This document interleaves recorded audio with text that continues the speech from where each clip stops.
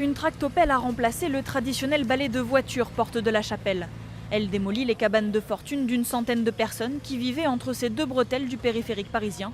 Ce petit bout de terrain avait hérité du surnom de colline du crack. Depuis plusieurs mois, l'endroit était devenu un haut lieu du trafic de stupéfiants dans la capitale. Évidemment, l'évacuation de ce matin, c'est un soulagement. En revanche, il y a des inquiétudes, parce que là aujourd'hui, on n'est pas face à un camp de migrants, où une évacuation est assez simple, entre guillemets. On est face à un bidonville de toxicomanes. Ce sont des gens qui sont malades. Et donc, à un problème sanitaire, on ne peut pas apporter simplement une réponse policière. L'opération d'évacuation a débuté à 6 h du matin et nécessité la fermeture de 2 accès au périphérique.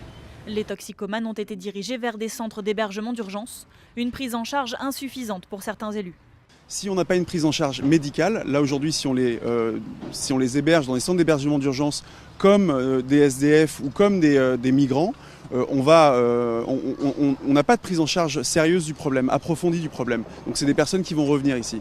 Le retour de ces populations fragiles, c'est aussi la crainte des associations. Face à un suivi sanitaire complexe et des conditions d'hébergement limitées, elles craignent le retour à la rue des toxicomanes, vers d'autres carrefours du trafic de drogue dans la capitale, notamment autour de la gare du Nord et de certaines stations de métro.